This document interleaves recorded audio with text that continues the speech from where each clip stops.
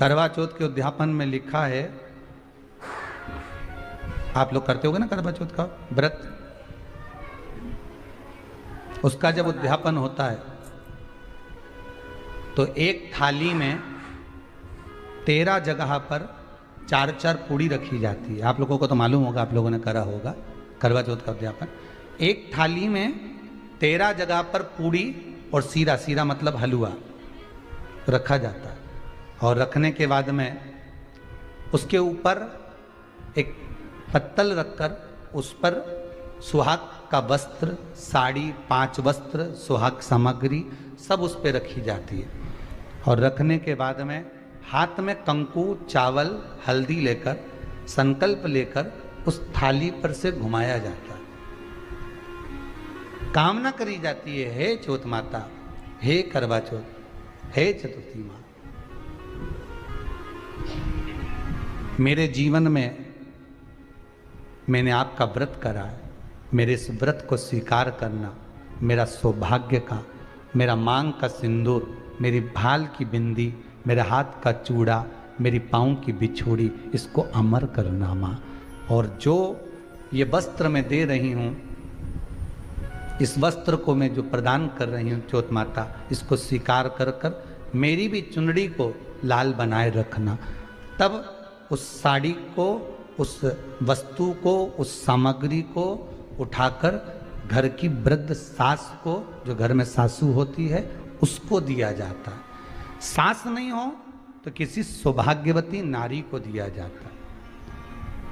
उसके बाद में आप फिर ब्राह्मणों का भोजन कराओ, बड़े प्रेम से बुलाओ और ब्राह्मण ब्राह्मणी का भोजन कराओ। अब आज के ज़माने में जो करवा चौथ का उद्यापन होता है, उसमें जब समाज की माताएं उद्यापन करती है तो केवल स्त्री स्त्री को भोजन करा देती है, पुरुष को नहीं कराती। पर करवा चौथ के उद्यापन में लिखा है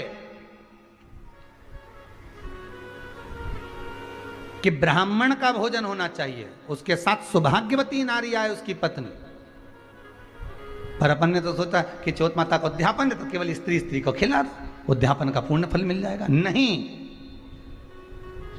उसका सुख नहीं है, उसका आनंद नहीं है।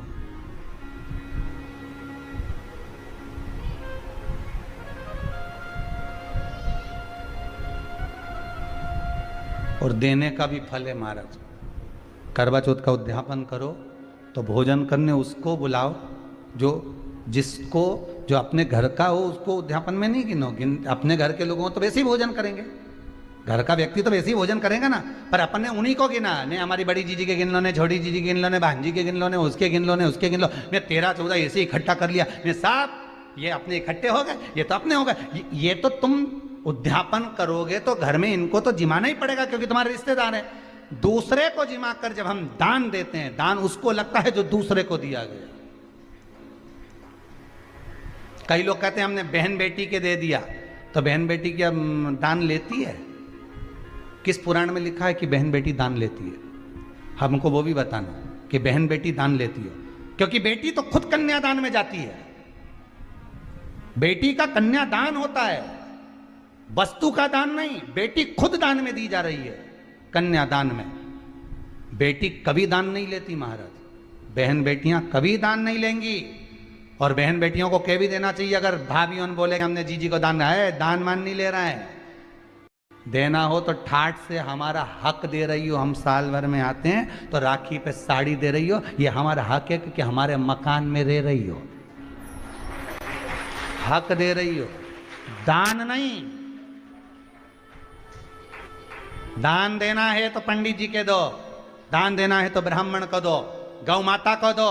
हम दान नहीं ले रहे, हम अपना हक मांग रहे हैं। ऐसे नहीं दोगी तो काले कोट वाले भैया से लिवाएंगे, हमारा कहीं जाए, हम तो दान दो बस।